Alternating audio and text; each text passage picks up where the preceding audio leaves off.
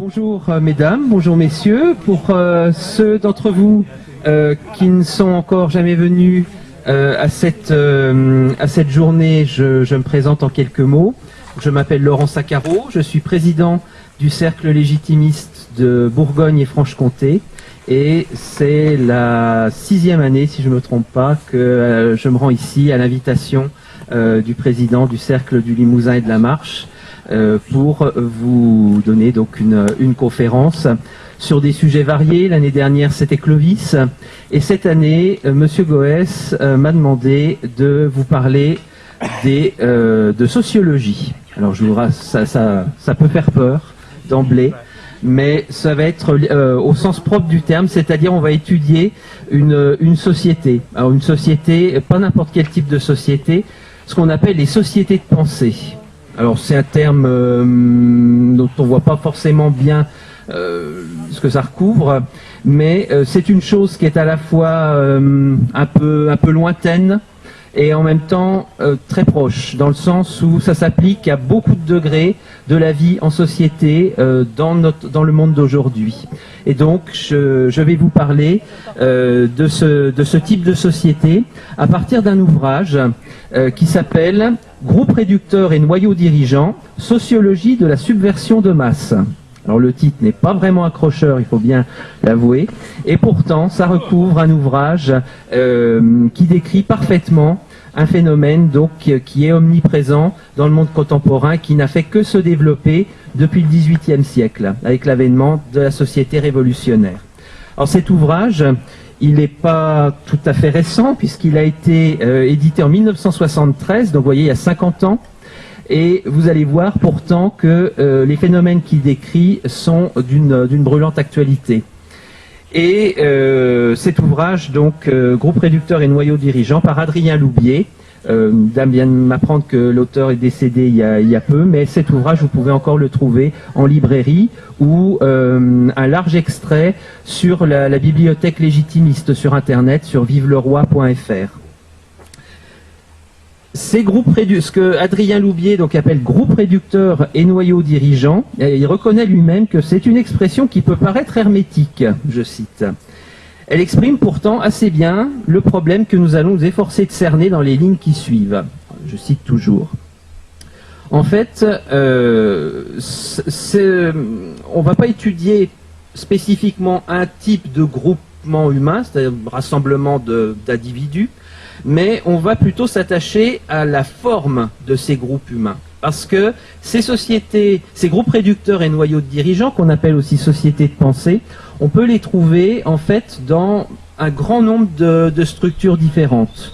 On peut les trouver aussi bien dans une assemblée générale d'étudiants en grève, par exemple. Là, j'ai une expérience personnelle en la matière. On peut les trouver au sein, à des niveaux plus élevés, à l'Assemblée nationale. On peut les trouver dans un synode d'évêques, par exemple, un synode diocésain, comme il y en a un petit peu partout en ce moment en France, même dans un certain synode sur la synodalité à Rome, ou dans un chemin synodal de l'autre côté du Rhin. Voilà, tout c'est dans un syndicat, dans une loge maçonnique aussi, par exemple. C'est ces groupes réducteurs et ces noyaux dirigeants, donc on les retrouve un petit peu partout, dans toutes sortes de groupements humains, donc, et avec toutes sortes de gens, toutes sortes de participants. Mais ce qu'il y a en commun, le dénominateur commun, c'est à chaque fois la même règle du jeu. Et cette règle du jeu, elle va s'exprimer dans des termes qui seront plus ou moins clairs. Adrien Loubier, lui, en 1973, dit qu'à l'époque on parlait de recyclage, voilà, ou de dynamique de groupe. Aujourd'hui, c'est des expressions qui sont un petit peu passées de mode. On nomme plus vraiment ces choses-là de cette façon-là, mais on va retrouver ce type de fonctionnement. Pour prendre deux exemples relativement récents, dans la Convention citoyenne sur le climat, qui a eu lieu vers 2020-2021, si je ne me trompe pas, ou encore plus récemment, la Convention citoyenne sur la fin de vie. Voilà. Donc, là, c'est une actualité encore plus récente. En fait, je vous disais que dans ces groupements, ce qu'on va retrouver toujours de la même façon, c'est la règle du jeu. Et cette règle du jeu, elle est articulée autour de 3 principes que vous connaissez bien: liberté, égalité et fraternité. Mais cette règle du jeu, elle est quasiment jamais annoncée de cette façon-là. En fait, la première règle, donc la liberté, c'est-à-dire qu'on va poser comme principe, alors soit de manière claire, soit de manière implicite, sans le dire vraiment aux gens, mais parce que on n'a pas besoin de le dire, c'est l'état d'esprit moyen des participants. On pose comme principe donc la liberté de penser, c'est-à-dire que tous les participants ont une liberté absolue, donc sans aucune restriction, de penser et de dire ce qu'ils veulent. Voilà. Chacun doit être libre aussi de parler quand il veut. Il n'y a aucune contrainte dans l'expression, c'est une liberté d'expression, on pourrait dire absolue. La seule contrainte, donc, c'est qu'il n'y a pas de contrainte. Mais ça veut dire aussi qu'il n'y a aucune norme, aucune loi objective, aucune référence morale, aucun dogme religieux qui puisse être invoqué pour réduire cette liberté. Si on vous participez à la Convention citoyenne sur la fin de vie, vous n'avez pas le droit d'invoquer la théologie catholique sur les fins dernières comme argument dans la discussion. Ah ben non, parce que vous allez contrarier l'opinion de quelqu'un d'autre. Et justement, on en revient à la deuxième règle, c'est que toutes les personnes présentes sont considérées comme égales. On réalise l'égalité des délibérants. C'est-à-dire que peu importe la compétence, la fonction, le rôle dans la vie réelle de la personne, non, même s'il s'agit, on va débattre d'une question technique, par exemple, l'avis de l'ingénieur ne vaudra pas plus que l'avis du balayeur, en somme. Voilà. Et il faut bien remarquer que ces deux règles vont ensemble. Cette liberté d'expression et de pensée et l'égalité des participants, ça va ensemble. C'est-à-dire que sans l'égalité, un participant pourrait invoquer justement sa fonction, ses compétences, son diplôme pour imposer son avis aux autres. Donc il n'y aurait plus d'égalité. Mais de l'autre côté, sans la liberté, on en revient aussi à la même question, au même problème, c'est-à-dire qu'il n'y aurait plus d'égalité des participants. Et cette liberté et cette égalité, en fait, elles servent le même but. C'est ce que Adrien Loubier appelle ce but la libéralisation maximale. On va voir de quoi il s'agit. Alors, je vous rassure aussi d'emblée, je ne vais pas vous faire un exposé uniquement théorique. J'ai avec moi quelques bons exemples de sociétés de pensée. Alors, plutôt que de vous inventer des exemples, j'ai simplement pris dans le journal de Saône-et-Loire, je suis bourguignon, donc dans le journal de Saône-et-Loire, j'ai sélectionné quelques articles pas très anciens, de 2019, l'une sur une réunion dans une mairie et l'autre sur le conseil départemental des jeunes. Voilà, et vous aurez encore un autre cas pour vous montrer concrètement, puisque là ce sont des articles, pour les articles, je vais vous citer en fait que des articles de presse, donc qui sont écrits par des journalistes qui ne sont pas du tout légitimistes. Donc ils parlent des choses, ils parlent de ce qu'ils ont vu, tel qu'ils ont vu les choses. Voilà. Alors, pour en revenir à cette règle du jeu, donc qui est fondée sur la liberté et l'égalité, on peut dire qu'apparemment, cette règle du jeu, elle n'est pas réalisable. En effet, si vous mettez 20 personnes de quasiment tous les âges, de toutes les catégories sociales, disons, avec des expériences différentes, eh bien, la connaissance du problème à traiter, du motif de la réunion, elle sera forcément inégale. Donc, les uns seront tout simplement plus avisés sur tel problème que les autres. Et au nom de la liberté, notamment, chacun va exprimer son point de vue. Et tout naturellement, on cherche à convaincre les autres qu'on a raison. Et au nom de l'égalité, il n'y a pas d'autorité dans le groupe pour prendre une décision et pour valider tel point de vue plutôt qu'un autre, ou simplement pour imposer les compétences ou l'expérience de quelqu'un. Donc, la réunion risque de tourner à la foire d'empoigne, tout simplement. Mais c'est là que va se dégager, en fait, alors soit de manière spontanée, soit par le biais d'un organisateur. C'est là que va se dégager la troisième règle, qui est l'argument moteur, c'est la fraternité. Concrètement, on va dire aux gens que vous êtes réunis à propos de telle question, tel but, eh bien il faut arriver à quelque chose. Et il faut qu'on y arrive ensemble. Ensemble, vous avez remarqué, c'est un mot qui revient très régulièrement dans notre société. Il faut tout faire ensemble. Plus les gens sont individualistes et plus ils doivent faire ensemble. Eh bien, ça va être justement cet argument moteur. En fait, puisqu'on reconnaît déjà par principe, même si c'est très rarement posé clairement à la base, on admet finalement qu'il n'y a pas de vérité, puisque chacun, on a la liberté de penser, la liberté d'expression, chacun peut dire ce qu'il veut et ne doit pas être empêché de le faire. Donc, il n'y a pas de vérité, il n'y a que des opinions. On entend même, vous avez dû l'entendre aussi souvent que moi, cette expression qui revient très souvent de nos jours, chacun sa vérité. Ou un tel a dit sa vérité lors de son procès, ou dans un livre, ou que sais-je encore, dans l'actualité. Sa vérité. Mais oui, il n'y a pas... Ça veut dire chacun finalement a son opinion, et elle doit être respectée. Mais en même temps, il faut s'unir pour forger une opinion qui sera celle du groupe. Et puisqu'on ne reconnaît pas une loi supérieure au-dessus des opinions individuelles, justement, eh bien, il va falloir que le groupe se forge sa propre vérité, finalement. Son opinion, qu'on appellera, en fait, volonté générale.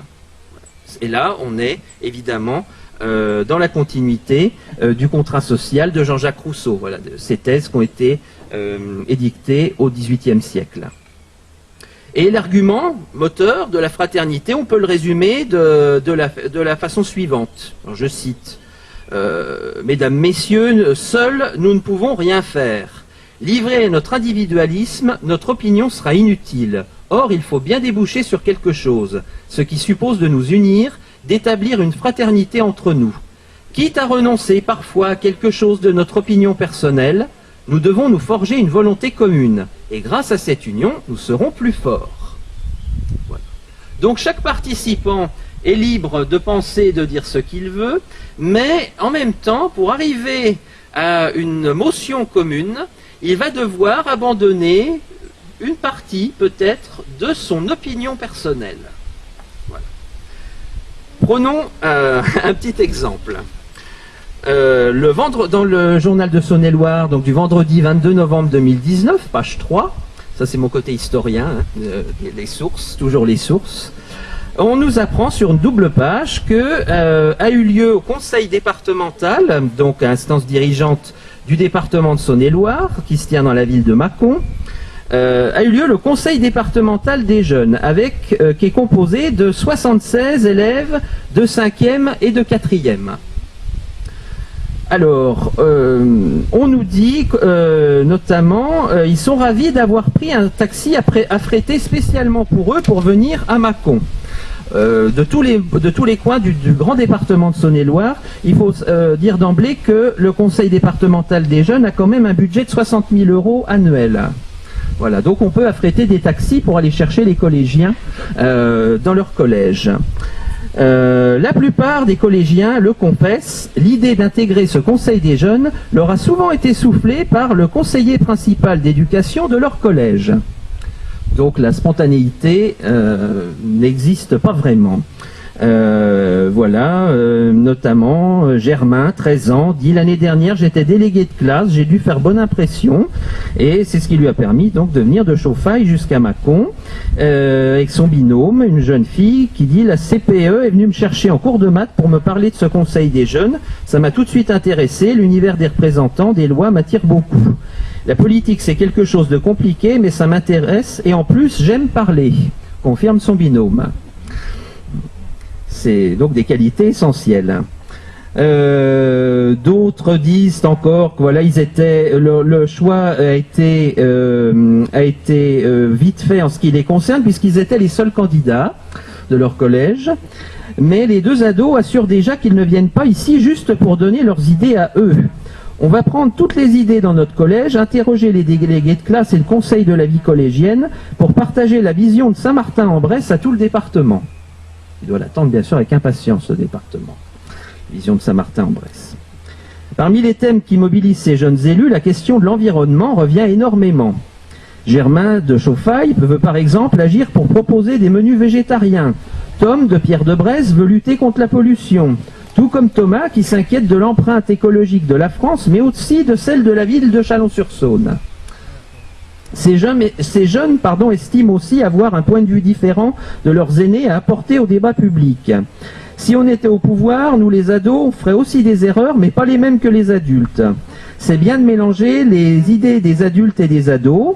Eux, ils pensent à des choses à court terme comme l'économie et ce genre de trucs, mais nous, on pense à l'avenir et à l'environnement, parce que le monde de demain sera le nôtre. Et petit encadré du journaliste, qui a un titre très éloquent, les jeunes élus sont priés de ne pas parler de politique. Donc on ne parle pas de politique dans l'enceinte du conseil départemental. On nous dit notamment que les 76 jeunes élus ont été invités à signer une charte.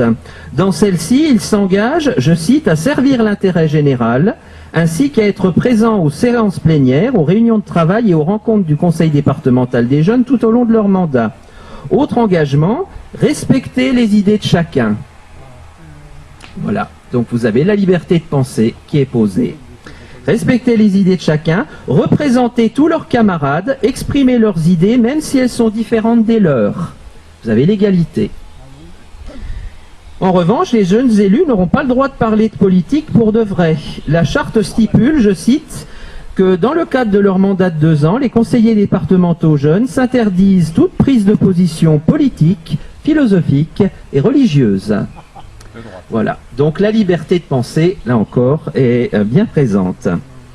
Et avant même de commencer à réfléchir à ce qu'ils veulent réaliser, les collégiens du conseil départemental se sont vus confier 22 exemples d'actions déjà expérimentées ailleurs. Donc ça par les instances adultes du conseil départemental de Saône-et-Loire. Parmi ces idées, une campagne sur la ceinture de sécurité dans les bus, la création de poubelles humoristiques pour encourager le recyclage, des affichettes sur l'importance du petit déjeuner. Donc voilà, on n'est même pas au niveau des adultes qui s'intéressent qu'à l'économie. Voilà. Peut-être que l'environnement passe par la sauvegarde de la planète passe par une poubelle humoristique placée dans le collège de Saint-Martin-en-Bresse. C'est à voir. C'est à voir. Mais en tout cas, voilà un premier exemple qui, je pense, vous a montré comment finalement des adolescents de, si je ne me trompe pas, 13, 14, 15 ans, subissent déjà la règle du jeu des sociétés de pensée et de la démocratie libérale. Alors on a vu que voilà, ces sociétés de pensée fonctionnent sur le triptyque liberté, égalité, fraternité. Mais elles ont en même temps d'autres lois de fonctionnement. Et il y a la première, c'est ce qu'Adrien Loubier appelle la loi de réduction. C'est-à-dire, je m'explique, autour de la table ronde, parce qu'en général, ces sociétés de pensée se déroulent justement autour d'une table ronde. Il n'y a pas de, parce que comme ça, personne n'exerce, ne serait-ce qu'une présidence, une autorité physique sur une estrade ou autre, avec un siège distinct des autres. Donc autour de la table ronde, les délibérants vont donc se trouver unis par la nécessité fictive d'élaborer leur motion commune. Mais si tous les avis sont libres de se former et de s'exprimer, ils sont toutefois plus ou moins vrais. Les plus compétents sont toujours les moins nombreux, et dans un contexte de vie normale, on dira pourtant que leur avis fait autorité. Mais ici, aucune autorité, je vous le rappelle, n'est admise, puisque tous les participants sont censés être égaux. C'est une fiction, mais cette fiction de l'égalité, elle doit être préservée, à tout prix. Et donc, ceux dont l'opinion est différente, même s'ils n'ont pas de connaissances, ils doivent avoir la liberté de s'exprimer. Et la nécessaire fraternité n'a pas pour but donc la connaissance d'une réalité, mais l'élaboration d'une opinion. C'est là que on voit que ce type de groupe, ces groupes réducteurs leur but n'est pas d'augmenter la connaissance d'un problème pour trouver des solutions pratiques, mais au contraire, il va s'agir d'élaborer une opinion. Et peu importe si cette opinion est proche de la réalité ou pas. L'essentiel, et au final, le thème de la réunion deviendra assez rapidement secondaire. Le but, c'est d'élaborer quelque chose en commun, même si ce quelque chose n'a rien à voir avec la réalité. Et vous avez vu qu'à Mâcon, en 2019, on a brassé des idées généreuses, voilà, sur l'empreinte carbone de la France et en général et de la ville de Chalon-sur-Saône en particulier, lutter contre la pollution, etc. Des idées généreuses, mais des idées vagues, puisque, vous voyez, ces jeunes n'ont même pas l'occasion de discuter justement de ce qui, eux, les intéresserait, puisqu'on leur donne déjà 22 actions à étudier. Certainement de quoi bien occuper leur mandat et pas les laisser donc s'égarer dans des discussions qui pourraient devenir réalistes. Il faut surtout pas. Surtout pas. Et au fur et à mesure en fait que cette opinion va s'élaborer, cette opinion, cette volonté générale du groupe, eh bien en fait la réalité par contre elle va devenir de plus en plus obscure, puisque chacun dit ce qu'il veut, tout et n'importe quoi. Eh bien à la fin, au bout d'une heure ou deux de ce lavage de cerveau, eh bien si vous êtes un esprit réaliste, vous ne savez plus vraiment en quoi vous croyez. Voilà. Et c'est normal, c'est fait pour que justement on voit de moins en moins la réalité. Ça peut pousser certains d'ailleurs à avoir l'envie de s'en aller du groupe. Mais il y a l'argument de la fraternité. Donc il faut rester pour parvenir à quelque chose, à une motion commune. Donc si on a envie de partir, il faut au contraire se replonger dans le but de la réunion. Mais en attendant, ceux qui ont le plus d'expérience et d'intelligence de la question qui est à traiter, eh bien, on va leur demander de faire un effort, parce que leur avis va être divergent de celui de telle autre personne.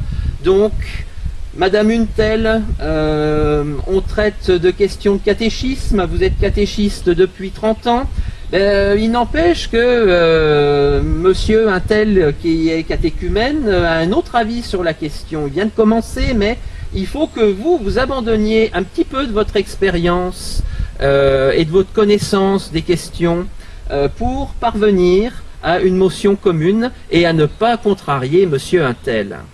Et donc, on va arriver à ce que les personnes les plus compétentes finalement se voient réduites. C'est pour ça qu'Adrien Loubier appelle ça la loi de réduction, c'est-à-dire que leur connaissance concrète du problème, eh bien, elle va se réduire et ils vont s'éloigner de la réalité. Et en même temps, il y a la loi de sélection, parce que cette mécanique, elle va tourner pendant un certain temps. Ça peut être sur une réunion ou sur plusieurs. Et là, les personnes les plus compétentes, en général, vont, de toute façon, même si elles n'ont pas lu le livre d'Adrien Loubier et qu'elles n'ont pas réfléchi au fonctionnement du groupe, eh bien, elles vont, par instinct, se sentir mal à l'aise. Mal à l'aise à force d'entendre un verbiage, d'être au milieu de la cour du roi Péto, où tout le monde veut être chef. Où chacun donc a une idée forcément meilleure que celle du voisin, ça finit par vous indisposer. Et là, les personnalités réalistes, elles vont réagir de deux façons. Soit elles vont se soumettre et finir par abandonner abdiquer leurs compétences pour rentrer dans la logique du groupe et pour ne pas se sentir exclus. Ou alors, si ce sont les personnalités réalistes les plus solides, elles vont partir d'elles-mêmes. Ou alors, elles vont tellement être le grain de sable, elles vont être tellement le casse-pied ou la casse-pied qui va toujours amener la contradiction dans le groupe, que ces gens-là vont être plus ou moins gentiment expulsés du groupe, parce qu'elles empêchent la mécanique de tourner. Voilà.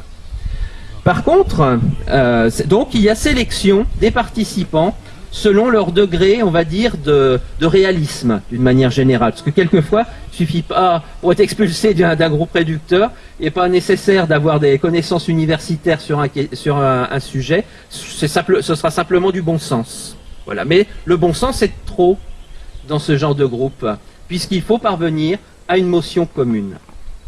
Par contre, à l'opposé, les gens les plus superficiels, les gens qui ont le moins de connaissances, mais qui aiment le plus bavarder, alors eux vont se sentir parfaitement à l'aise. Et ce sont eux, en général, qui vont monopoliser la parole et venir abreuver cette mécanique, l'alimenter, comme on met de l'essence dans un moteur à explosion. Ce sont eux qui vont venir apporter des arguments complètement fantaisistes, mais auxquels on va répondre par d'autres arguments encore plus fantaisistes, et ainsi de suite, et la machine tourne. Et pendant ce temps-là, les participants sont de plus en plus déconnectés de la réalité. Donc de nouvelles réductions et de nouvelles sélections se réalisent. Un autre petit exemple. Alors celui-là, il n'est pas très récent. C'est toujours un article de presse, mais c'était paru dans Ouest France le 25 novembre 1991. Alors, au passage, vous verrez, c'est un intérêt historique, on pourrait dire documentaire. Le titre de l'article était « À Saint-Ouen, à côté de Paris, 4000 chrétiens en états généraux pour un nouveau concile ». Je vous lis. 4000 chrétiens ont participé ce week-end à Saint-Ouen, près de Paris, aux premiers États généraux de l'Espérance. Ils ont demandé la convocation d'un nouveau concile. La critique et la dénonciation ont revêtu ce week-end à Saint-Ouen, Seine-Saint-Denis, les couleurs de la fête.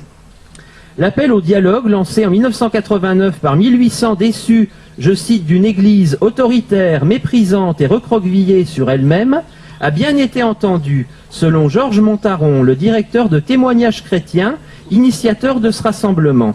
4000 fidèles étaient samedi et dimanche au rendez-vous des premiers États généraux de l'Espérance. 4000 fidèles, 4000 paroles pour l'an 2000. Vous reconnaissez au passage ce jargon pseudo-poétique qui est tout à fait caractéristique de ce genre de manifestation. Alors il y avait tout, il y avait des jeux scéniques, un orchestre, un quatuor classique même, pour annoncer le désir, je cite, d'une citoyenneté nouvelle dans une église toujours trop frileuse. Priorité à 5 thèmes: la démocratie dans l'église, l'économie solidaire, l'éthique, la modernité, la construction de la paix. Voilà. La construction de la paix, aujourd'hui, ce serait un peu dépassé. On parlerait de la sauvegarde de la planète, de l'éco-responsabilité ou que sais-je encore. Question de mode. L'Espérance et la présence de 4 évêques, dont Monseigneur Dalloz, représentant le président de l'épiscopat, invitaient certes à la pondération et au changement de ton, mais les débats n'ont pas manqué cependant de raviver les passions. Oui, il existe une morale universelle à laquelle tout être humain peut se référer, explique France Quéré dans le Carrefour sur l'éthique. France Quéré, soit dit en passant, c'est une théologienne protestante qui était éditorialiste à la Croix, mais qui dit quelque chose, en l'occurrence, de tout à fait vrai et réaliste. Il y a une morale universelle à laquelle tout homme, tout être humain peut se référer. C'est pas très bien dit, mais il y a une base de loi naturelle, on va dire. On lui répond... Alors on ne sait pas qui, mais quelqu'un lui répond « Les valeurs ne sont pas immuables, elles sont remises en question, tout comme les hiérarchies qui les prônent. » Donc là vous avez, dans le débat, égalité des deux participants. Celle qui dit la vérité, celui qui dit une ânerie, en l'occurrence, ont la même liberté de penser et d'expression. Venus expérimenter la démocratie dans l'Église, les 4000 fidèles optent pour la création d'instances destinées à gérer les conflits. Ils répondent au manque de prêtres par, je cite, l'élection de ministres à temps partiel, sans discrimination de sexe ni de situation matrimoniale. Et on ajouterait aujourd'hui d'orientation de genre.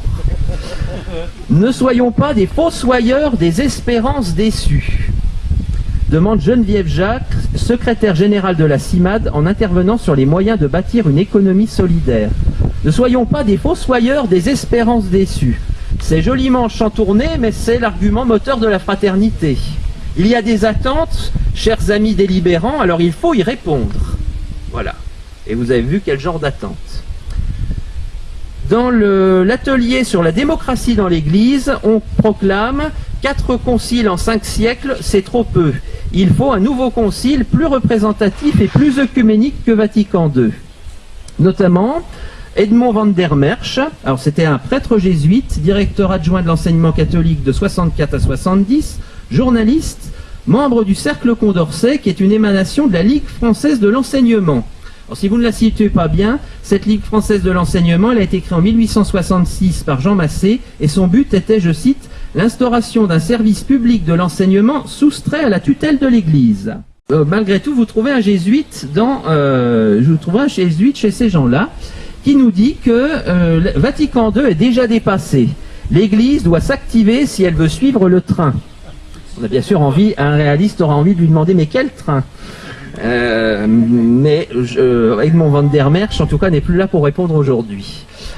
La marche risque d'être difficile, continue le journaliste. Depuis Vatican II, ses fidèles ont pris de l'âge et le renouvellement se fait attendre.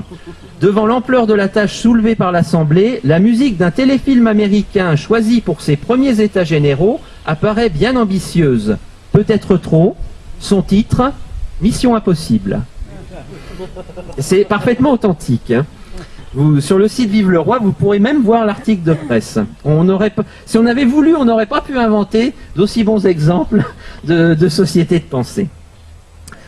Alors ces sociétés de pensée, donc on appelle aussi des groupes réducteurs, mais elles sont complétées par des noyaux dirigeants. Alors là, on passe à un autre échelon, c'est-à-dire que on revient à notre table ronde avec 20-30 personnes autour, qui sont en train, avec un lavage des cerveaux, un lavage sociologique des cerveaux, comme dit Adrien Loubier, qui s'opère autour de la table ronde. Mais, alors d'un côté, le réel, la place du réel se réduit dans les délibérations, mais d'un autre côté, il y a une création, puisqu'on invente quelque chose d'imaginaire, une doctrine dans les nuages, en quelque sorte, une pensée qui est libre. Et donc la troupe résonante, comme dit Adrien Loubier, peut alors créer un monde imaginaire dont elle sera maîtresse. Mais il faut bien être un peu concret de temps en temps, et qu'est-ce qui restera de ce travail après la première réunion? L'émotion commune, qu'on aura produit souvent avec beaucoup de peine, elles vont fondre généralement comme du beurre au soleil des réalités. Je ne suis pas sûr que le collégien de Saint-Martin-en-Bresse soit toujours bien convaincu de la nécessité d'apporter la vision de Saint-Martin-en-Bresse au reste de la Saône-et-Loire et au reste du monde, peut-être même encore plus maintenant à 4 ans d'intervalle. Voilà, ça correspond à pas grand-chose, et donc en général il n'en sort pas grand-chose de concret non plus. Mais, et c'est là l'essentiel, le mode de pensée des participants aura été modifié. Détourné de son application à la réalité, l'intelligence n'évolue plus que sur les nuages de l'idéalisme. Non, ceci n'est plus un livre, c'est peut-être un esprit réaliste, c'est-à-dire un grain de sable dans la société de pensée dira que ceci est un livre, mais Madame une telle voit plutôt un téléphone, alors que Monsieur machin, lui, verra un chou-fleur. Mais leur avis a autant... et quelle sera la motion commune? Eh bien que cet objet correspond à une multitude de choses. Voilà. C'est à peu près, je caricature bien sûr, mais c'est quand même à peu près ce qui se passe. Et on parlait tout à l'heure, je vous disais, donc les personnalités les plus solides, les esprits les plus réalistes sont incapables de rentrer dans le jeu, mais pendant ce temps-là, donc les beaux parleurs sont dans leur élément. Alors les beaux parleurs sont parfois aussi des gens qui ne se sentent pas bien dans la réalité. C'est ce qu'on pourra appeler des génies méconnus. Voilà. Ils sont parfaits, mais personne ne s'en aperçoit. C'est quand même c'est mal fait, mais c'est comme ça. Donc c'est une occasion aussi de se venger du réel et des réalistes, en prenant, d'autant que là, on a une société, un groupe humain qui leur donne enfin la première place qu'ils croient mériter. Et ces gens-là, Adrien Loubier les appelle, un peu poétiquement, les princes des nuées. Voilà. Ils sont empereurs sur les nuages, finalement. Et ce sont eux qui vont commencer aussi à gouverner le groupe et à former donc groupe réducteur. Et là, on arrive au noyau dirigeant. Parce que le groupe, dans l'absolu, du point de vue de la pensée comme du point de vue de l'action, ce n'est rien de plus que le rassemblement d'un certain nombre d'individus. Il n'est donc pas plus capable de penser que d'agir. Mais les modernes vont dire qu'il existe une conscience collective, ou justement une volonté générale.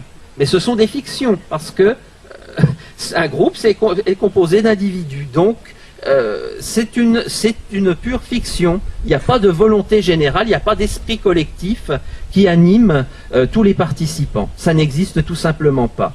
Mais c'est pourtant ce qui est sous-entendu par la règle du jeu. Et une des preuves que ça n'existe pas, c'est que ce n'est, comme dit Adrien Loubier, a-t-on déjà vu un groupe écrire une motion? Bien sûr que non. Pour écrire, il faut un porte-plume. Pour tenir le porte-plume, il faut une main. Et pour guider la main, il faut une intelligence et une volonté personnelle d'une seule personne. Et c'est là que va peut-être se poser un problème. Comment le groupe, donc l'esprit collectif qui est censé exister, comment va-t-il s'exprimer? Eh bien, en général, va surgir une brave personne, un gentil prince des nuées, ou une gentille princesse des nuées, il n'y a pas de raison d'être sexiste. Une brave personne qui va prendre le porte-plume, justement, ou le clavier de l'ordinateur. Et cette personne va écrire pour les autres. C'est très gentil, mais à peine a-t-on pris le stylo ou le clavier que les problèmes commencent. Comment présenter la motion commune? Quels mots employer? Depuis le temps qu'on parle, on a dit tant de choses diverses et contradictoires, comment les résumer? Alors, à ce moment-là, va rentrer en scène un autre prince des nuées, ou une autre princesse des nuées, ou plusieurs autres personnes qui vont l'aider. Et donc, au secrétaire de séance, ou à la secrétaire de séance, on va suggérer la présentation du texte. Telle phrase va être dictée, tel mot suggéré plutôt qu'un autre. Et voilà le gouvernement du groupe qui s'organise. On est toujours normalement sur un groupe d'égaux, mais on commence à voir certains qui sont plus égaux que d'autres, finalement. En prenant la plume, eh bien, ce sont eux qui vont se faire les interprètes, pour ne pas dire les fabricants, de la volonté générale. Et donc un petit noyau va se former, constitué généralement par des idéalistes qui ont souvent déjà quelques idées du nuage sur lequel ils vont vouloir s'installer. Voilà. Ce pas des gens, justement, qui arrivent à cette fonction par hasard. Et comme il faut, de toute façon, à tout groupe humain, il lui faut une autorité, si imparfaite soit-elle, et la place s'offre à eux. Un pouvoir, comme dit Adrien Loubier, en même temps, c'est un pouvoir qui est très réel, mais qui devient occulte, puisqu'il n'est pas... la personne n'est que secrétaire de séance. Elle n'a pas été élue présidente du groupe au départ, ou quoi que ce soit. Non, en plus, elle est volontaire. Donc on ne peut pas lui reprocher, à la rigueur, de mal faire les choses ou de mal interpréter la volonté générale. Elle est qu'un clavier ou qu'un stylo, à la rigueur. N'empêche, c'est un pouvoir très réel, mais occulte. Et l'assemblée donc d'égaux délibérants se présente à eux comme une patte molle, comme un troupeau, mais qui n'a pas de chef. Et en général, le secrétaire va commencer aussi à diriger le débat, puisque c'est lui qui écrit. C'est lui aussi qui va orienter, ou avec d'autres. Et eh bien, il va déjà reconnaître les ennemis des nuées, nos réalistes, s'il y en a encore dans la troupe, dans le troupeau plutôt, eh bien, il va les repérer et il va faire en sorte donc de les évacuer pour pas qu'ils viennent contrarier le fonctionnement du groupe. Et puis, à l'inverse, ils vont reconnaître aussi les inconsistants faciles à manier, les braves gens qui n'y voient pas très clair, les vaniteux et les beaux parleurs, et perçoivent aussi leurs semblables. Donc, on voit aussi, voilà, de l'autre côté, parce qu'on ne sait pas toujours la même personne, c'est pas toujours le secrétaire, ça peut être quelqu'un d'autre dans le groupe. Une personne qu'Adrien Loubier appelle pas très charitablement une cloche.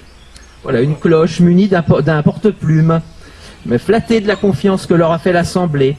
Alors, le prince des nuées, ou les princes des nuées, vont se glisser, vont suggérer, infléchir, dicter, faire parler celui-ci, isoler celui-là. Telle personne gênante, on va lui couper la parole. Vous pouvez penser par exemple au cardinal Ottaviani à Vatican II, auquel on a coupé le micro, parce qu'il avait soi-disant dépassé son temps de parole. Et ça a fait rire les pères conciliaires, paraît-il. Voilà, ce genre de choses. Donc, s'il y a une difficulté, on rappelle l'égalité, on rappelle la règle du jeu. Attention, ne nous laissons pas rattraper par le réel, finalement. Liberté, égalité, fraternité. Et surtout, on va égarer la discussion. S'il y a un problème, on va dire que c'est le groupe qui doit s'emparer du problème. Ce qui fait qu'on ne va pas beaucoup plus avancer sur la question. Puis l'heure tourne pendant ce temps-là. Donc, il faut avancer encore et toujours. Et ce qui fait que tout ça, on arrive au fait que celui ou ceux qui commencent à tirer les ficelles constatent que ça marche. Le mécanisme tourne, mais il ne tourne plus tout seul. Maintenant, quelqu'un commande et gouverne son mouvement. Le noyau dirigeant est en place. Alors, des actes sont possibles. Naturellement, l'illusion de la décision collective sera maintenue à tout prix. Mais ce qu'on désignera comme la motion commune, la volonté générale, ce ne sera rien de plus que l'aval par oui ou par non d'une décision personnelle adoptée par un nombre très restreint de dirigeants de fait et dont l'accord profond, dit Adrien Loubier, réside dans leur état de prince des nuées. Ils sont d'accord sur ce à quoi ils doivent parvenir, ne serait-ce qu'implicitement. Et à ce moment-là, eh bien, le groupe est un troupeau, toujours, mais plus un troupeau livré à lui-même, c'est un troupeau qui est manipulé. Voilà.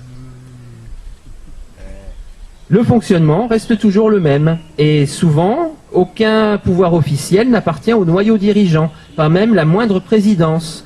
Donc, pas d'autorité visible, ça signifie pas de responsabilité aussi. C'est très pratique, hein. On a les avantages du pouvoir sans les inconvénients. Et si ça tourne mal, comme dit Adrien Loubier, c'est la potiche qui tient l'estrade que l'on casse, et une autre la remplace. Mais le noyau dirigeant demeure. Les francs-maçons du XIXe siècle appelaient ce mode de gouvernement l'art royal. Art royal, certes, mais d'un roi sans nom, sans responsabilité et sans autre couronne que la satisfaction de sa volonté de puissance. Alors, voilà comment fonctionnent les groupes réducteurs, donc avec les noyaux dirigeants. Mais il faut bien reconnaître, et encore plus à notre époque qu'à l'époque qui a 50 ans, à l'époque d'Adrien Loubier, quelquefois la mécanique va se mettre en place toute seule. Tout simplement parce que pour la plupart de nos contemporains, la liberté de pensée et d'expression, c'est normal. L'égalité de tous les participants, c'est normal. Et la fraternité pour aboutir à un but commun, c'est normal. Donc, quelquefois, le groupe réducteur va donc se mettre en place tout seul. Mais en général, il sera plus ou moins rapidement pris en main, de manière plus ou moins visible, donc, comme on l'a vu, parce qu'il ne peut pas tourner tout seul indéfiniment. Sinon, ça va tourner à la foire d'empoigne et ce ne sera pas efficace. Parce que son efficacité, il faut bien en avoir conscience. À quoi ça sert finalement tout ça? Ça sert à transformer les gens. Voilà à quoi ça sert. Et c'est pour ça que vu de l'extérieur, on peut s'étonner même. On peut se dire comment ce groupe animé des meilleures intentions a-t-il pu en arriver là? Comment des évêques, la conférence des évêques de France peut produire d'un consensus mou, comme on dit? Parce que les réalistes se rendent bien compte, justement, que ça n'aboutit à rien de consistant et encore moins à des actions concrètes. C'est du verbiage tout ça, mais il ne faut pas s'arrêter au seul résultat. Pour bien comprendre, il faut se rappeler que le but de tout ça, c'est pas le but réel plutôt n'est pas le but de la réunion, le prétexte. Adrien Loubier en cite un d'époque dit la paix au Vietnam. Voilà, bon, aujourd'hui ce serait la paix en Ukraine.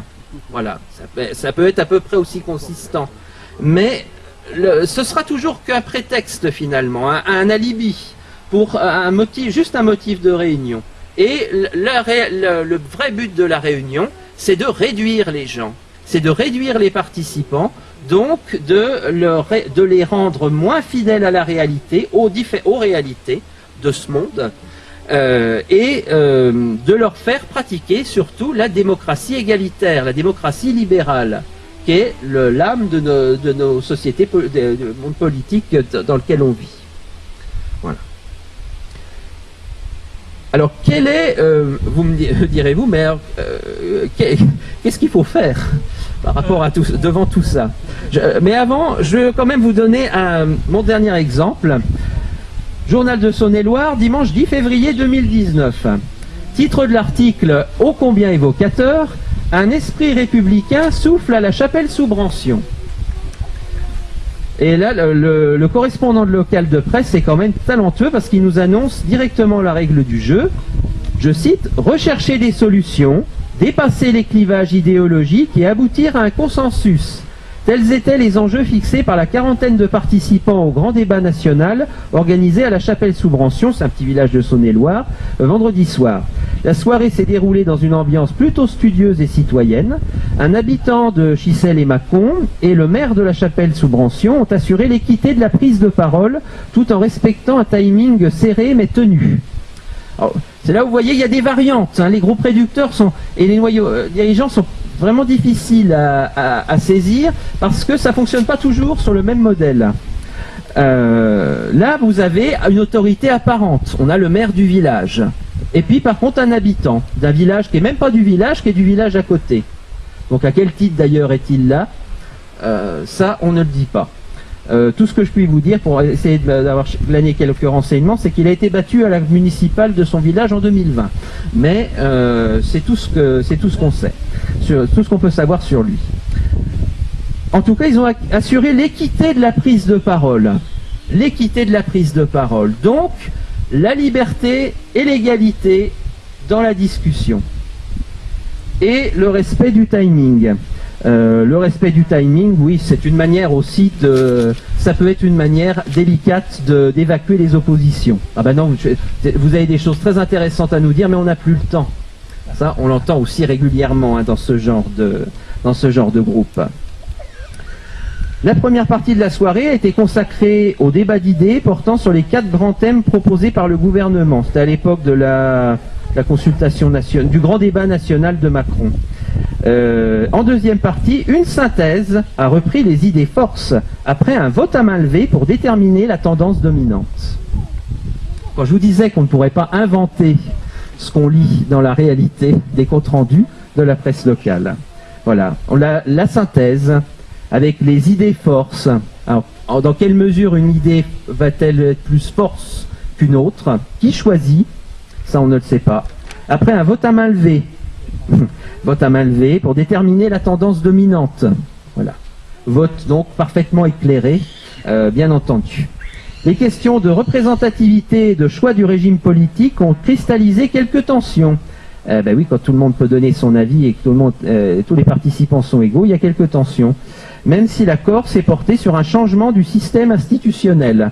Oui, ça, tout le monde est d'accord pour changer de système politique, nous les premiers, mais on n'est pas tout à fait d'accord sur ce qu'on veut concrètement.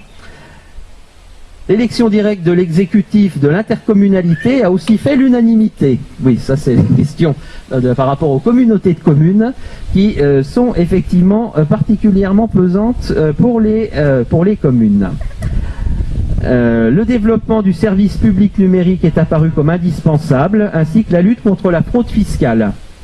Je ne sais pas si la chapelle sous Brancion est un paradis fiscal, mais bon, il semblerait que ce soit un problème, en tout cas important pour les habitants, localement peut-être, je ne sais pas.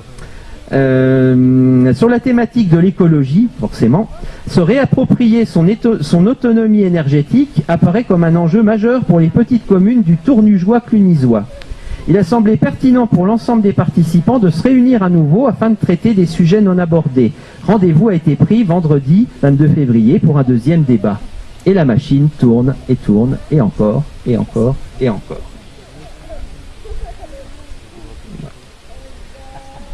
Alors, quel est l'antidote, finalement, à ce genre de groupe?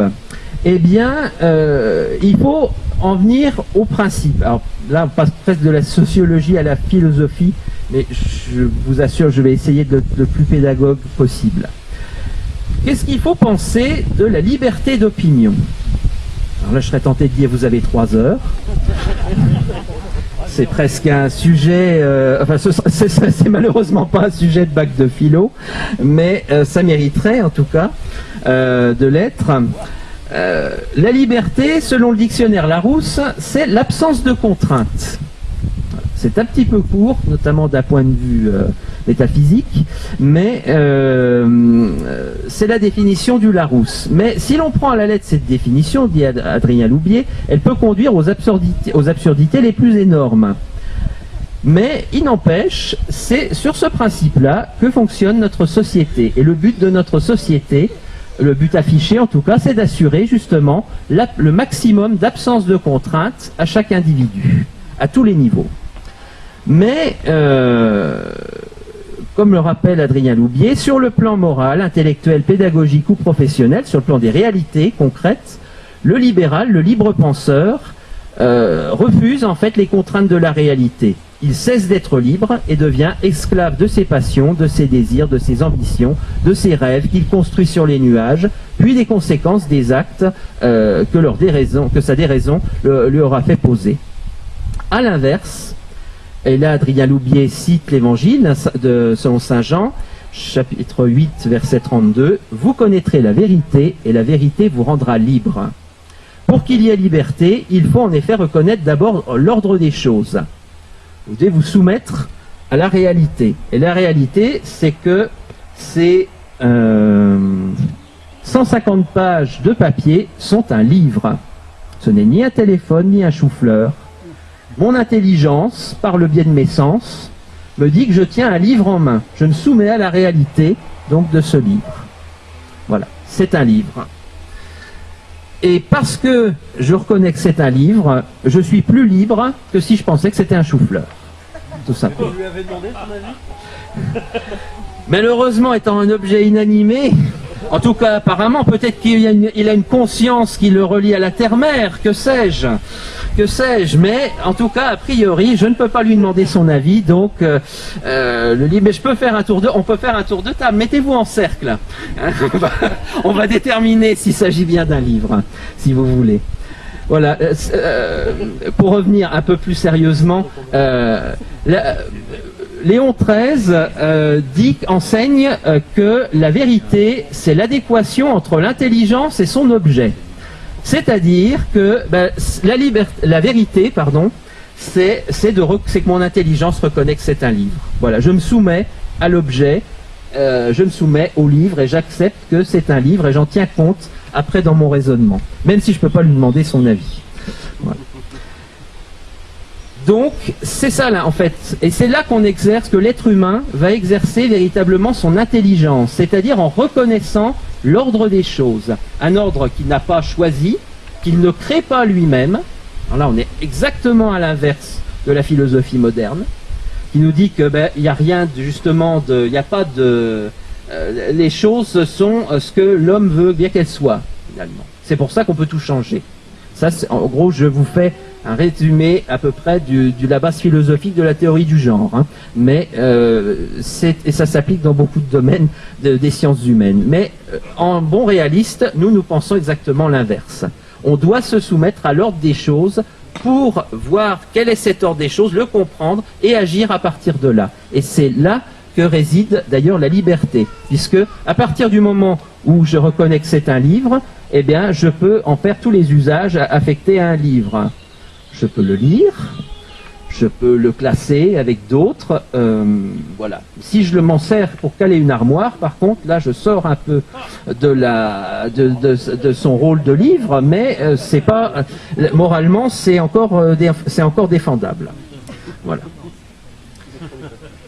Donc, voilà, pour en revenir à notre propos initial, dans un groupe réaliste, par opposition à un groupe réducteur, ce n'est pas la liberté qui sera posée comme point de départ, mais ce sera le but à atteindre. C'est-à-dire, donc, en étudiant la réalité, ce que nous faisons en groupe d'études légitimistes. Voilà, on étudie des éléments d'histoire, des éléments de philosophie, pourquoi pas certains aspects dans les sciences dures, tout dépend des compétences des participants. Et on acquiert une connaissance. Et c'est cette connaissance qui nous permet de mieux connaître le monde qui nous entoure et d'être donc d'autant plus libre, puisqu'on subit moins, en tout cas, ce qu'on ne connaît pas. Voilà l'importance de cette liberté. Pour ce qui est de l'égalité, là, Adrien Loubier cite encore la Bible. Il cite le serpent de la Genèse. « Si tu manges ce fruit, tu seras l'égal de Dieu. » Le fruit du jardin d'Éden, c'est pas un hasard, c'est l'arbre de la connaissance du bien et du mal. Donc, le problème justement des modernes, c'est de vouloir décider eux-mêmes ce qui est bien et ce qui est mal, par leur propre lumière, en dehors de la réalité des choses. Et la société de pensée, elle tend justement à réaliser cette finalité. Et l'égalité, donc, ce n'est pas quelque chose de récupérable. C'est qu'une redoutable contradiction de la réalité. Dire que les hommes sont égaux entre eux, dit Adrien Loubier, c'est aussi dépourvu de sens que de dire deux champs sont égaux ou deux villes sont égales. C'est pas parce que c'est simplement des villes ou des champs ou des prés, que sais-je encore, qui sont strictement égaux. La réalité, elle nous enseigne qu'il y a des inégalités. Alors dans notre société, dans notre forme de société, c'est le pire des maux, les inégalités.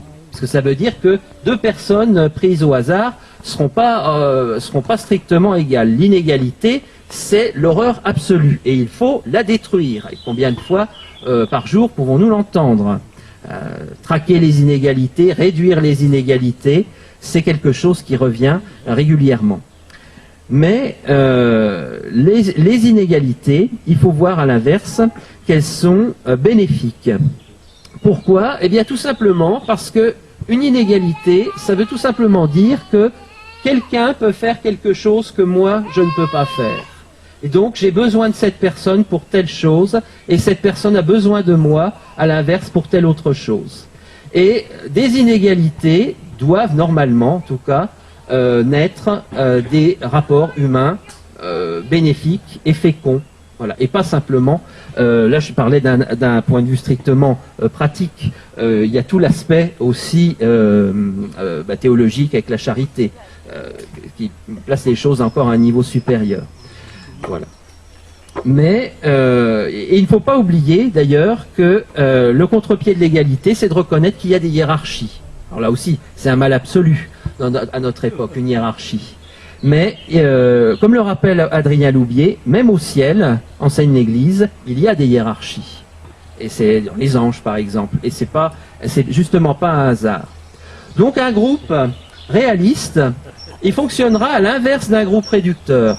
C'est-à-dire qu'il comportera une hiérarchie, donc avec un président, pourquoi pas élu d'ailleurs, c'est pas un péché en soi, mais quelqu'un qui fera autorité, dont l'autorité sera clairement posée et reconnue par les participants. Ce groupe, il reconnaîtra aussi les compétences de chacun. Voilà. Selon les sujets qu'il abordera, il reconnaîtra que telle personne a un avis qui fait autorité plus que celui de telle autre personne. Et ça se redistribuera selon les thèmes abordés. Et un groupe réaliste aussi définira les rôles, les missions et aussi les responsabilités. Puisque avoir une autorité, c'est une chose, ça confère un certain pouvoir, mais ça confère aussi une responsabilité. devant Dieu et devant les hommes, et en l'occurrence les participants du groupe. Donc, sous une direction clairement définie, dans un groupe réaliste, chacun pourra apporter aux autres ce qu'il sait et donc accroître leur connaissance du réel. On va rendre service finalement à son prochain en partageant ses connaissances. Ce qui fait qu'on arrivera dans un groupe réaliste à l'inverse d'une société de pensée, c'est-à-dire on va apprendre quelque chose plutôt que de désapprendre, plutôt que de se libérer de ses préjugés. Voilà, ça c'est une formule aussi qu'on entend beaucoup. On va aussi, dans un groupe réaliste, s'enrichir d'un peu plus de vérité, plutôt que de s'appauvrir et de se réduire, de perdre un peu du contact qu'on a avec la réalité. Et surtout, dans un groupe réaliste, on va pouvoir construire au lieu de détruire. On n'a pas de choses à abolir, d'inégalités justement à traquer ou que sais-je. On va au contraire construire et à partir du réel.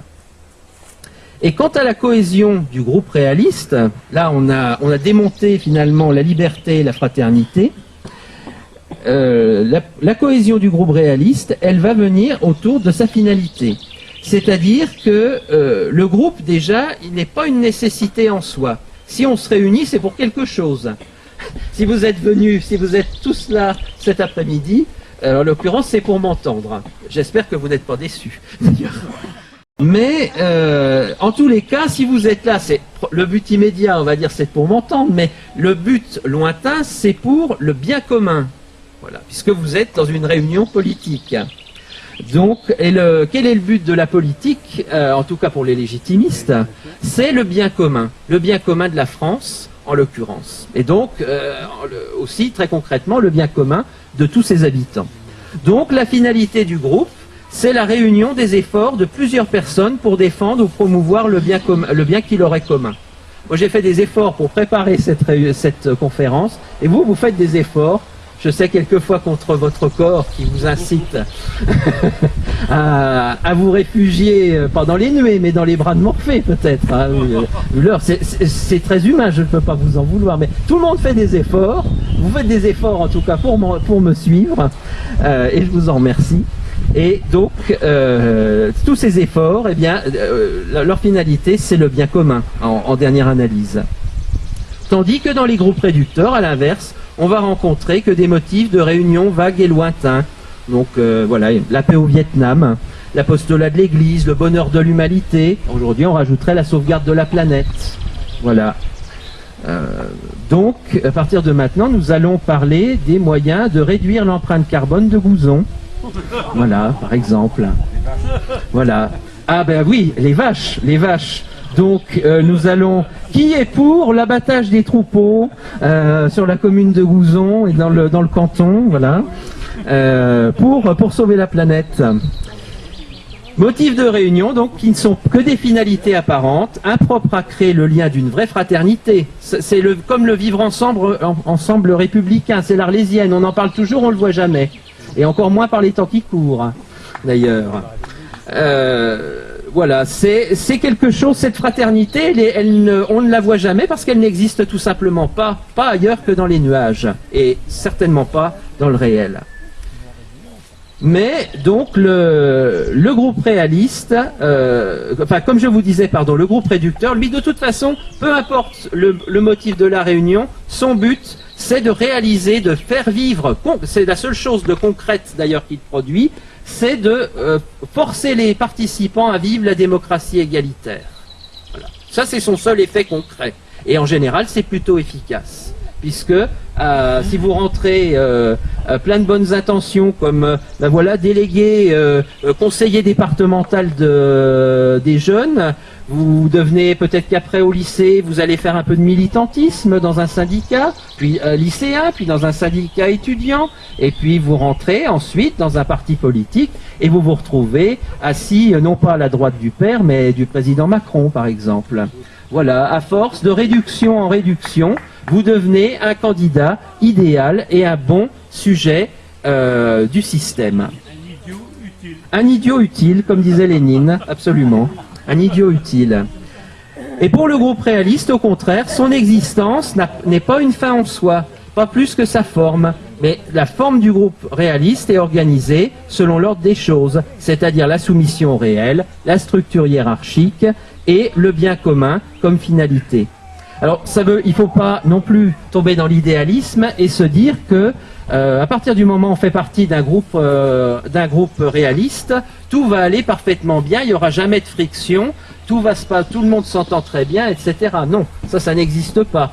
Mais s'il y a des tensions, il y a une autorité pour les réguler, qui est là, et une autorité visible et qui est déjà admise au départ par les participants, et une autorité qui pourra rappeler justement la nécessité de se soumettre au réel. Donc non, l'opinion de Madame Attel ne vaut pas forcément l'opinion de Monsieur Machin, parce que Madame Attel est plus compétente, ou à l'inverse.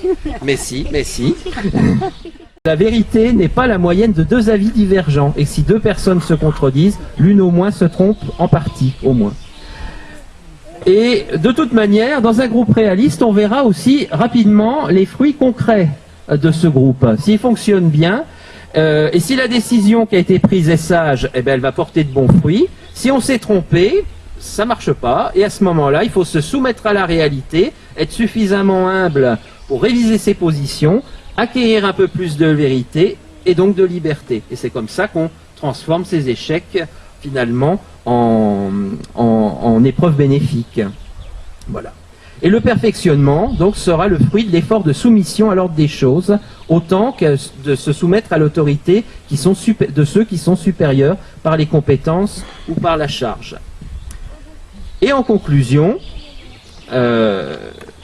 il faut voir que donc, comme je vous disais, là, je vous ai posé des principes qui sont un peu généraux. On les a, avec Adrien Loubier, on les a décortiqués un par un, mais souvent ils arrivent en même temps. Ils sont pas tous complètement là. C'est pas toujours facile d'y voir bien clair. Et la règle du jeu, elle est quasiment jamais revendiquée. Mais il y a des exceptions. Et je vais vous lire par exemple ce qu'a dit Marc Sangnier. Marc Sangnier, c'était tout simplement un des premiers démocrates chrétiens du XXe siècle. Et il a juste été condamné avec son mouvement qui s'appelait le Sillon.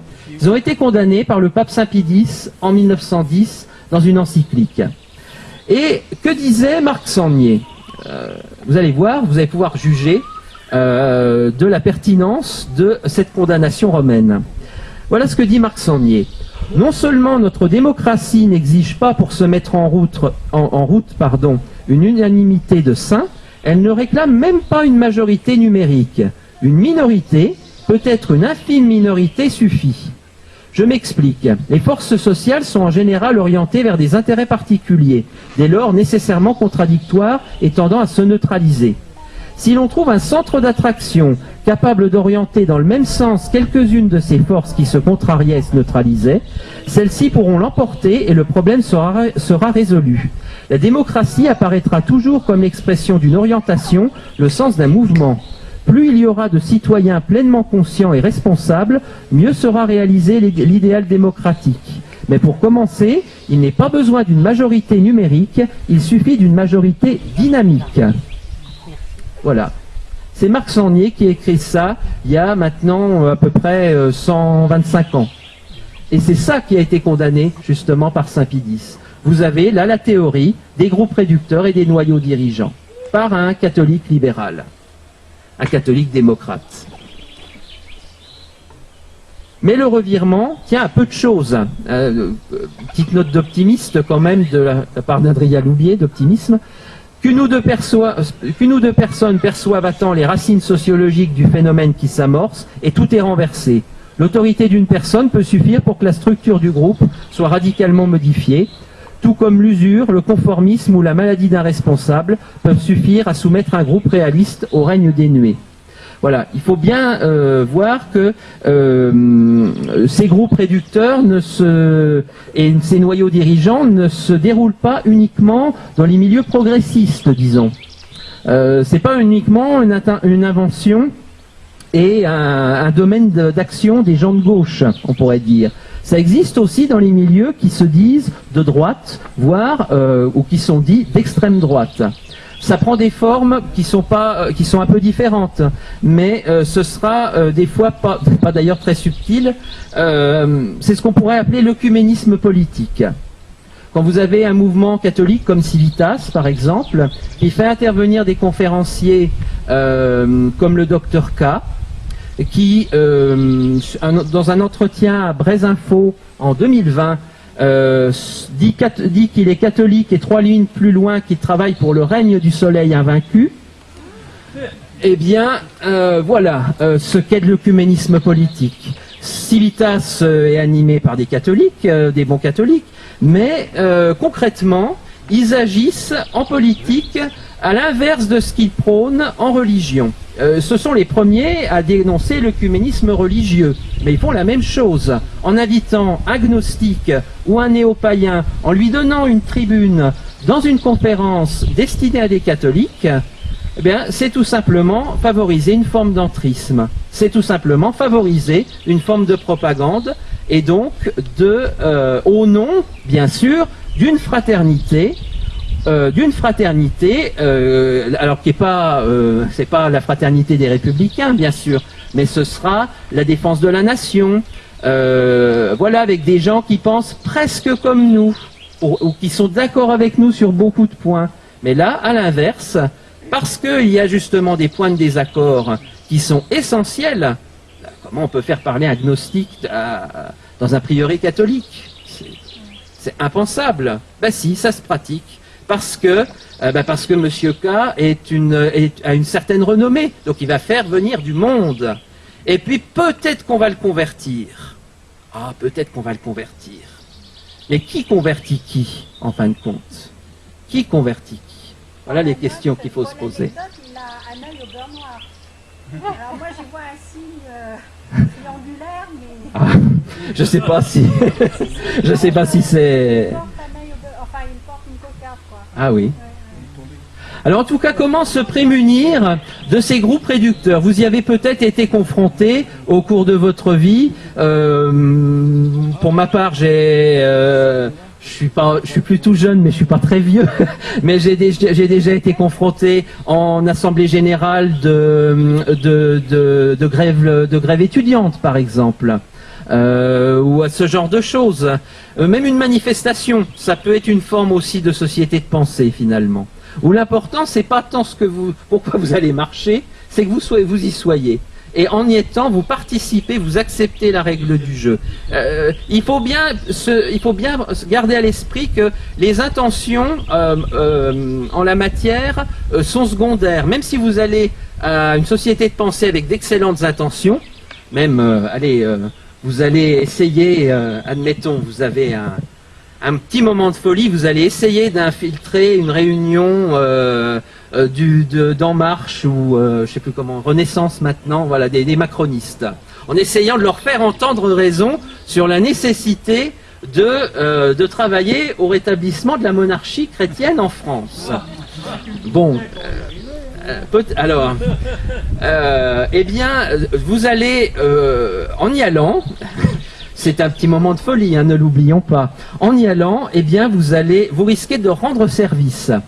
Déjà parce que vous allez apporter la contradiction. C'est un aspect qu'il faut aussi voir dans les groupes réducteurs, c'est que la personne le réaliste qui va essayer d'intervenir et de ramener les autres à la raison, il apporte la contradiction à l'opinion commune. Donc en général, le résultat est à l'opposé de ce que le réaliste voulait. C'est-à-dire qu'au lieu de ramener les gens à la raison, il va au contraire cristalliser l'opinion du groupe, il va faire avancer la fraternité contre ce dangereux fasciste qui s'est infiltré dans nos rangs.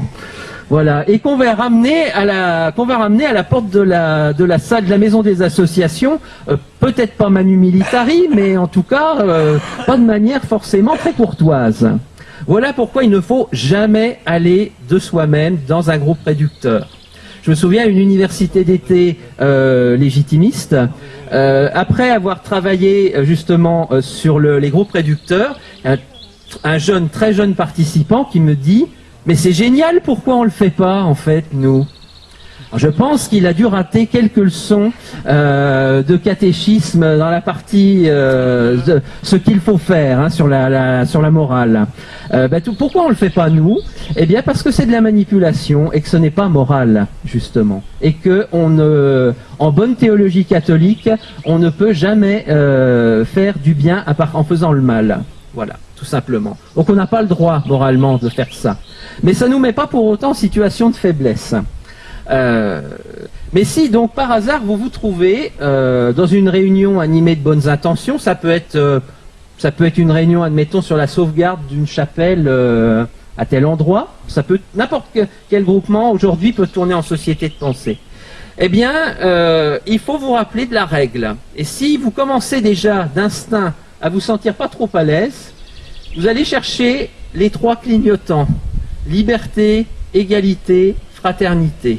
Et si les 3 clignotants s'allument, vous n'avez plus qu'une chose à faire, c'est de rentrer gentiment chez vous. Voilà, en ne remettant plus jamais les pieds. Parce qu'on ne peut pas ramener à la raison, sauf dans des cas extrêmement rares. Si on est au tout début du groupe réducteur, qu'il n'y a pas encore de un noyau dirigeant ou un prince dénué qui a déjà pris son clavier d'ordinateur, là, à ce moment-là, oui, vous pouvez peut-être ramener quelqu'un à la raison, ou une partie du groupe, pas être le seul à quitter la pièce finalement. Mais dans l'ensemble, il vaut mieux éviter. Parce que chercher à faire de l'entrisme, ça veut dire concrètement accepter la règle du jeu. Si vous rentrez dans le groupe volontairement, vous acceptez la règle du jeu. Même si votre intention à vous n'est pas de pratiquer la démocratie égalitaire et de changer l'état d'esprit des participants, eh bien, vous allez y participer. Même vous cautionnerez le débat parce qu'on pourra se dire « Ah, bah tiens, madame une telle ou monsieur un tel, un bon catholique, il est là aussi. » Donc, vous légitimez aussi le groupe au départ. Voilà, l'autorité que vous pouvez avoir dans certaines circonstances risque de se retourner contre le bon but. Et il ne faut pas oublier que Lénine, par exemple, riait beaucoup quand on lui parlait des Russes blancs au début de la révolution russe. Des Russes blancs qui rentraient justement dans les soviets pour faire de l'entrisme, pour les noyauter, pour les ramener à la raison. Et Lénine disait, laissez-les faire, ils font notre jeu. Voilà, parce qu'il savait très bien comment fonctionne ce genre de jeu et qu'on n'est pas plus puissant qu'un mécanisme sociologique. On n'en a pas toujours conscience, mais il vaut mieux l'éviter. Et rappeler, si besoin, il peut y avoir des cas où il y a besoin de taper sur la table. Alors là, ce sera aussi en fonction du caractère des participants. Quelquefois, il vaut mieux partir hein, sans tambour ni trompette. Mais dans certains cas, il vaut mieux taper du poing sur la table et rappeler qu'il y a une vérité, qu'il faut une hiérarchie, que certains avis, parce qu'ils sont compétents, ont plus de poids que d'autres, que la vraie fraternité repose sur le bien commun et pas sur une volonté générale qui est une pure invention, et que la gestion du bien commun exige un chef et des responsabilités. Voilà. Et j'espère avoir été suffisamment clair. Je vous remercie de votre attention et si vous avez des questions, j'y répondrai avec plaisir. Merci beaucoup. Messieurs. J'ai bien entendu la fin de votre intervention. Et Léon Degrelle, qui était on peut dire un catholique belge. Un catholique belge, ouais, effectivement, au départ, qui était très cultivé, s'est allié au nazisme. Mais lui, j'ai bien lu tout ce qu'il a dit. Enfin, j'ai eu beaucoup de bouquins de Léon Degrelle. Et je l'ai entendu, et il a dit, oui, moi j'allais dans les réunions de socialistes à l'époque, et comme vous dites, je faisais de l'entrisme, parce que je prenais la parole, même quand j'y étais pas invité. Et là, il a toujours réussi d'ailleurs, il a développé son mouvement comme ça, parce que il s'est dit, après tout, ça marche une fois, ça peut marcher dans des villages belges, et c'est comme ça que ça s'est développé. Donc c'est pour ça que je conteste un peu ce que vous dites sur la fin. Alors... je vous dirais, vous m'entendez bien? Oui. Voilà. Je vous dirais qu'il y a des exceptions qui confirment la règle. Pourquoi? Eh bien, merci. Pourquoi il y a des exceptions qui confirment la règle? Déjà, je ne suis pas sûr que le bilan, justement, sur le long terme, les objectifs du rexisme, les objectifs initiaux en tout cas, voilà, aient été atteints. Et il faut voir aussi que dans notre société, depuis 200 ans, les catholiques essayent de, justement, jouer la règle du jeu. Alors, cette règle du jeu, elle a été presque libérale tout le temps, on pourrait dire, sous les différentes, oui, quasiment libérale tout le temps, un peu moins sous la Restauration, mais quasiment sous tous les régimes que la France a connus depuis 1789. En 1900, les catholiques représentent, si ma mémoire est bonne, 98% de la population française. Parmi eux, je pense je saurais pas, mais on peut peut-être attribuer, disons, au moins 2/3, voire 3/4 de pratiquants. Donc, c'est-à-dire des gens qui sont au courant et qui ont une piqûre de rappel régulière toutes les semaines des principes de ce qu'il faut croire et de ce qu'il faut faire. Eh bien, dans cette France où il y a 98% de catholiques, il y a en 1905 la séparation de l'Église et de l'État. Et après quasiment 25 ans, un peu plus, 26 ans de gouvernement plus ou moins anticléricaux, plutôt plus que moins d'ailleurs. L'entrisme, accepter la règle du jeu, même quand c'est prôné par un pape, parce qu'il y a l'encyclique sur le ralliement de Léon XIII, eh bien, l'entrisme a un bilan qui est tout simplement désastreux. Là, simplement, il faut juger l'arbre à ses fruits. Donc cet entrisme, il ne sert strictement à rien. On dit toujours, il faut défendre ce qui reste de la France chrétienne. Oui, mais quand ce qui reste se réduit de plus en plus comme la peau de chagrin, eh bien, c'est qu'il faut changer de méthode, peut-être. L'efficacité, ça se reconnaît justement à ses résultats.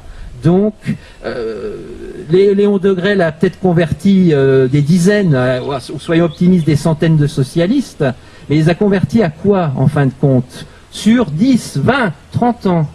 Les gens, même qui sont parvenus, comme on nous parle de temps en temps, de Garcia Moreno, par exemple. Garcia Moreno, président de l'Équateur dans les années 1870, il est élu au sein d'un système libéral, il met en place un État chrétien, selon les principes en tout cas prônés par l'Église, et bien un beau matin il est assassiné. Il est assassiné et c'est son dauphin, le style le meilleur de nous tous, qui lui succède et qui détricote rapidement tout ce qui avait été fait auparavant. Les victoires des catholiques dans le cadre des sociétés révolutionnaires, alors qu'elles soient autoritaires ou démocratiques, ces victoires sont des feux de paille. Malheureusement, il faut que le constater et voir justement que la meilleure façon de réduire les groupes réducteurs, si on peut dire, c'est justement de voir la règle du jeu, de la reconnaître, de s'abstenir d'y participer et de la dénoncer justement auprès de son prochain. Ça, c'est déjà énorme. Il faut bien voir que ces groupes réducteurs, c'est pas un amusement simplement du maire de la Chapelle-sous-Brancion, de Georges Montaron, directeur de témoignages chrétiens, ou du président du conseil départemental de Saône-et-Loire. C'est un des fondements de la politique, du système politique dans notre pays depuis 2 siècles. C'est ce qui est aussi, c'est parmi les moyens les plus efficaces qu'a la modernité d'avancer. Puisque son but, justement, leur but, ces groupes réducteurs, c'est de changer l'esprit des gens, leur état d'esprit. Et c'est pour ça que c'est redoutable. Mais c'est redoutable, mais c'est pas quelque chose, il faut jamais oublier non plus que c'est pas quelque chose d'invincible. Pourquoi? Parce que les modernes sont soumis autant que nous, réalistes, aux lois, justement, de la création, à l'ordre des choses. Et c'est en prenant le contre-pied, c'est par le réalisme, en cultivant l'esprit réaliste, notamment au sein des cercles légitimistes, en se formant, qu'on peut réussir justement à avancer concrètement et à faire reculer cette modernité. Mais si vous acceptez la règle du jeu, vous allez bien faire rire dans la loge de votre ville voisine. Parce que vous avez accepté la règle du jeu. Quelle que soit votre intention, vous pouvez rentrer dans un groupe réducteur pour affranchir l'individu de ses préjugés, aussi bien que pour faire vaincre, établir le règne du Christ roi. Concrètement, vous travaillez pour la libéralisation de l'individu, à partir du moment où vous acceptez la règle du jeu. Et c'est ça que les catholiques la commencent seulement à comprendre au bout de 2 siècles. Voilà. Alors c'est pas facile, je comprends, c'est pas facile parce que c'est quelque chose de concret mais en même temps d'un peu abscon au niveau des principes, mais c'est indispensable. Et ça, c'est une des armes massives, justement, de la modernité contre nous, contre les réalistes. Le Voilà. groupe préducteur, on le retrouve aussi dans l'ensemble des 3 religions monothéistes. Bien sûr, l'œcuménisme religieux, oui, bien sûr. Ensemble pour justement faire une dénomination Ben oui, commune oui. réductrice Oui, et au détriment du catholicisme. bien sûr. Et pareil, Si Mon je père. peux me permettre, vous pouvez lire l'instrumentum laboris, c'est-à-dire l'instrument de travail qui a été publié cette semaine par Rome pour le synode des synodes. Vous avez parfaitement exprimé le groupe réducteur. Tout le monde, on s'enrichit en écoutant la parole de chacun. On ne doit pas prendre parti. Il n'y a plus d'autorité. C'est-à-dire l'Église est en marche, c'est-à-dire qu'il n'y a pas une Église qui existe. L'Église synodale sera là pour accueillir ceux qui n'ont pas été accueillis dans l'Église. C'est-à-dire qu'on a quelque chose de nouveau qui est en train de se créer, qui est tout à fait maçonnique. Alors, on avance vers quoi? Vers le royaume, on ne sait pas lequel, mais vers Pas le nôtre, en tout cas. vers l'unité de l'humanité. C'est-à-dire qu'on est vraiment dans quelque chose de maçonnique. Et là, je dirais, il faut réagir à cela. Là, il faut arrêter d'être gentil, de dire « Ah, mais il a fait du bien ». Stop, ce n'est pas catholique. Et ce n'est pas catholique, y compris dans nos milieux. Y compris dans nos milieux. Voilà. Même dans nos milieux légitimistes. Absolument. Et il faut revenir à la foi de toujours. Il faut, de toute façon, une précision quand même essentielle, c'est que nous sommes tous aussi appelés, y compris votre serviteur, à rester humbles devant les groupes réducteurs, parce que n'importe qui, d'expérience, n'importe qui peut se faire réduire n'importe quand, y compris ceux qui forment les autres au groupe réducteur. Voilà, on a eu des cas de légitimistes qui, pour des motifs de réunion très anodins apparemment, ont failli se faire réduire. Alors heureusement, ils sont pas trop mal formés, donc ils ont vu la manœuvre et ils ont vite pris leurs jambes à leur cou, mais on n'est jamais à l'abri de ça. Voilà. Je suis très étonnée, vous n'avez pas une seule fois parlé du nivellement par le bas, parce que finalement la finalité c'est le nivellement par Oui, le bas. oui, j'ai pas employé l'expression, mais c'est tout à fait ça. C'est une forme de nivellement par le bas, bien sûr, puisque c'est une réduction de la réalité dans l'esprit des participants. Donc, moins il y a de réalité, plus on s'élève dans les nuages de l'idéalisme, et plus on se trouve réduit. Mais je suis très étonnée, il n'emploie pas du tout une seule fois. Non, c'est-à-dire je ne vous ai pas lu mot pour mot le livre, je vous y renvoie. Il se trouve assez facilement, apparemment, j'ai regardé tout à l'heure. Je vous renvoie bien sûr au livre et vous pouvez déjà accéder à une large partie donc sur internet sur la bibliothèque Vive le Roi. Voilà. On peut continuer? Oui. Je vous passerai après. Vous avez peut-être survolé, ce qui m'intéresserait aussi, c'est les origines de ces groupes dans le temps et dans les sociétés de pensée, d'où ça vient, même si la plupart de nous ont une petite idée sur le sujet, mais de bien préciser qui a mis en place ce système, qui en profite. Et nous tous, moi j'ai été élu, donc j'ai été aussi réduit au silence, des fois on me coupait carrément le micro. Mais j'ai joué ce jeu, et au bout d'un certain nombre d'années, j'ai décidé de plus jouer. Voilà. Alors, je vous avoue, j'y ai pensé, bien sûr, à même vous parler. Un des premiers historiens, en fait, à s'être penché sur la question, c'est Augustin Cochin.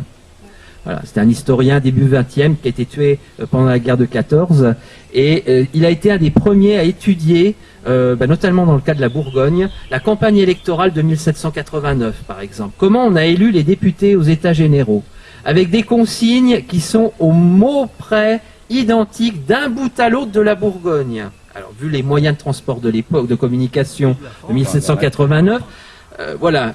Et c'était un des premiers à étudier ça. Évidemment, je vois aussi à quoi vous faites allusion. Mais là, je pense que vous en conviendrez avec moi, il aurait fallu largement 2 heures supplémentaires.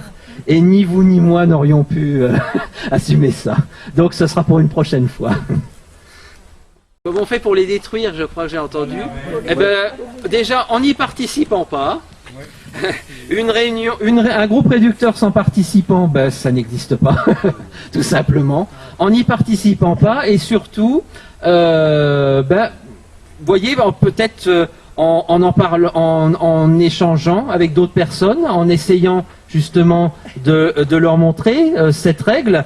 Et vous voyez, j'espère avoir su vous montrer que bah, même dans la presse locale, Journal de Saône-et-Loire, c'est pas vraiment un grand titre national, même dans la presse locale, vous allez pouvoir trouver de magnifiques exemples de groupes réducteurs, d'autant plus magnifiques que on vous les raconte, ils vous sont racontés par des gens qui n'ont pas, qui sont même plutôt favorables à ce genre de choses. Voilà. Madame. Ah. Si je peux me permettre de... Non, pas si je peux me permettre, quand tu poses la question comment est-ce qu'on peut s'en prémunir, il me semble qu'on est dans un groupement catholique. Oui. On n'est plus totalement sur du matériel complètement. Oui. Donc il me semble que c'est un combat. On voit bien qu'il y a quelque chose qui est spirituel. Qui est spirituel, qui est au-delà. Ah non, pas de Oui, madame dit que là, nous sommes dans un groupement justement catholique et spirituel. Mais je vous dirais que c'est pas une garantie. Vous avez vu les états généraux de l'espérance. Voilà. Je vais terminer. Si on comprend qu'on est dans un état spirituel, Oui, on est sur un combat spirituel, oui, il faut se détacher du matériel et reprendre les bases du fondement de notre spiritualité à tous ici. oui, C'est la prière. oui, Le plus bel outil qu'on puisse apporter à ce combat, ce sont nos prières. oui, Il n'y a pas d'autre combat. Vous pourrez prendre toutes les armes que vous voudrez. Vous pourrez décider de tuer tout votre prochain. Il n'y a rien de catholique là-dedans. Il y a sûr. qu'une chose qui peut vraiment y faire, c'est l'amour qu'on va apporter à ceux qui sont en face et nos prières. oui. Voilà. Mais oui, mais il faut aussi prendre la dimension du combat qui se situe dans l'ordre naturel. Bien sûr qu'il y a une dimension théologique, et encore plus dans un groupe réaliste, légitimiste, puisque nous sommes royalistes et catholiques, ou catholiques et royalistes. Je suis allé Voilà. au cœur de Oui. ces partis. Oui. Je suis allé au cœur de ces syndicats. Mhm. Je suis allé au cœur de ces sociétés de pensée. Oui. Eux, ils les utilisent, leurs armes. Oui. Nous, pas. Spirituel. Spirituelles. Ah, les armes spirituelles. Nos Mais, armes oui. spirituelles, on ne les utilise pas. Eux les utilisent. Oui. Eux, ils n'ont pas peur de les utiliser. Oui. Nous, on ne les utilise pas. On va toujours chercher des moyens terrestres. Et c'est là où est notre point faible. C'est qu'on n'a pas assez confiance à la prière. Et on l'a bien vu en ces temps qu'ils nous ont balancés. Mais qu'est-ce qu'ils ont de spirituel? Ils ont quoi? Ils ont quoi de spirituel par rapport à nous? Rien? Satan, vous l'appelez comment vous? Bah le mal. Pas spirituel? Non. Non, c'est le... Oui, mais il ne faut pas l'oublier que, alors, l'aspect spirituel, bien sûr, on marche sur 2 jambes. On marche sur si on peut dire, sur une jambe spirituelle, si j'ose dire, mais aussi sur une jambe naturelle. Et on ne peut pas non plus. C'est quoi votre définition? L'ordre naturel, madame, eh bien, c'est l'ordre de la nature tel qu'il a été créé par Dieu. Et alors, on est où là? On n'est pas dans le spirituel? C'est l'ordre naturel. Les matériels? L'ordre naturel, il est accessible. La loi naturelle, par exemple, elle est reconnue par beaucoup de peuples païens. Elle n'est pas accessible uniquement aux chrétiens. Voilà. Mais là, ce que je vous ai dit, ce dont je vous ai parlé, ce sont des techniques sociologiques qui sont fondées, ça il faut bien le reconnaître, sur une connaissance assez fine de l'esprit humain. Mais pas que. Pas que, bien sûr, pas que. Mais concrètement, c'est une mécanique. C'est pas quelque chose. Là, on n'est pas dans l'ordre du préternaturel.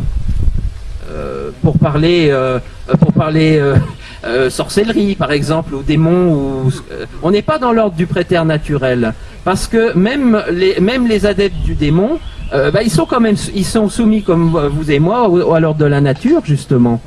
Et ils n'ont pas, le démon, il n'a pas pouvoir sur la nature. Il la connaît un petit peu mieux par sa nature angélique. Il la connaît un petit peu mieux qu'un être humain. Enfin, le père a plus d'autorité en l'occurrence que moi. Je voudrais dire une chose. Oui, il faut la prière. Oui, il faut la prière. Mais attention, la prière ne suffit pas. Il faut la doctrine. Et sinon, on s'enferme dans un supranaturel, on part on confie tout au bon Dieu.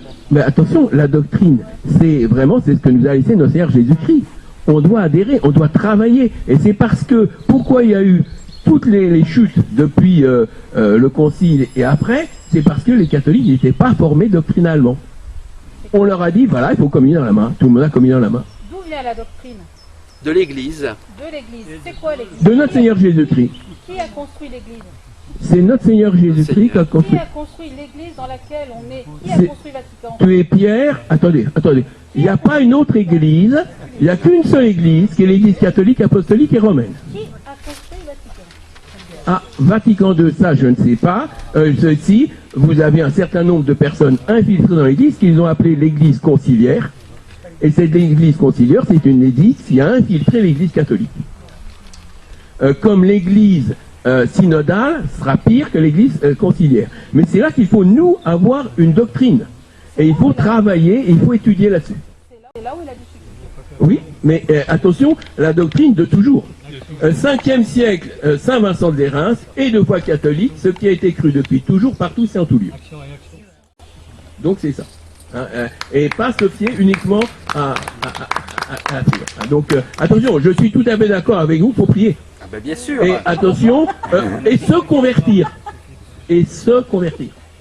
Parce que vouloir le roi de France et ne pas se convertir, c'est utopique. Absolument. On vous remercie bien en tous les cas. Merci à vous.